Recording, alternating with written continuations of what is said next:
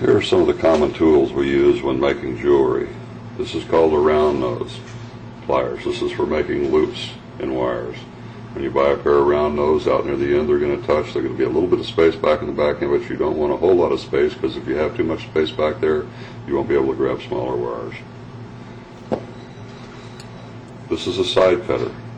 Side cutter has a jaw that is very smooth on one side, so you can get real close to the whatever it is you're cutting without leaving a mark on it. Garden variety or hardware store variety side cutters have a really deep groove in here, and that will not allow you to get close to your wires. If you look at a pair of cutters and they have a shape like that where it looks like you can see that line, instead of when you hold it close together where it's really hard to see the line, then they're probably not a very good pair of cutters.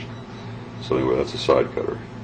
When you cut with this side closest to whatever you're trying to cut off, and point it away from your face, because the wire will come flying back at you if you're pointing it this direction.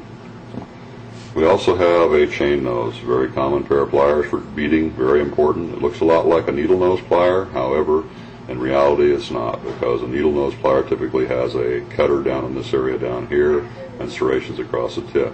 What we're looking for is a nice smooth surface inside, so that when we do grab wires to move them around or to put things on, it doesn't scratch or mar them. Memory cutters, memory wire cutters. Memory wire cutter has a funny looking jaw on it that's used to shear the wires. If you use your other side cutters on memory wire, you will ruin them. This wire it's real good for making jump rings and cutting memory wire.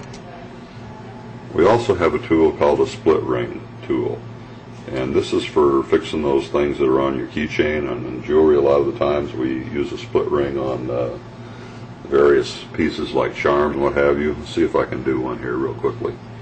This is one of my favorite tools. Whenever I show this tool in class, I get a ooh and an ah out of a lot of people, because they hate jump rings or split rings. It ruins their fingernails and everything else.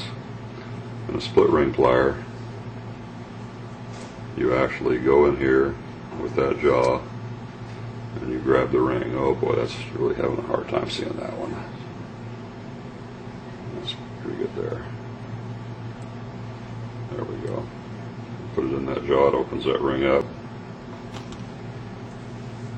And then you can put it on your charm or whatever you're putting it on. A lot simpler.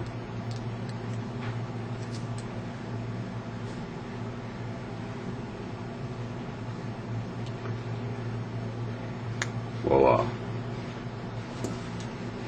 Another tool that you have is scissors. Very good idea to have a scissors that do come to some kind of a point. They don't have to be real fancy or real expensive.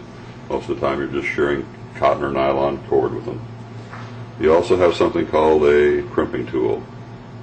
Crimping tool has a very special jaw on it. If you look here. No, not doing too good, are we?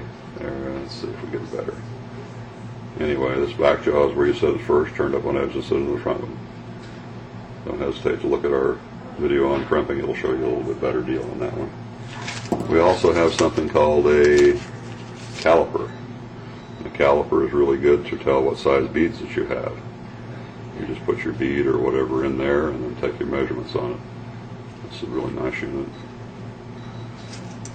And there are a lot more tools that you use in beading, but this is the most common ones that you'll find that you'll need for most projects.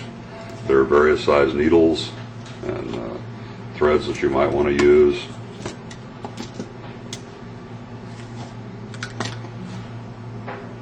And thank you.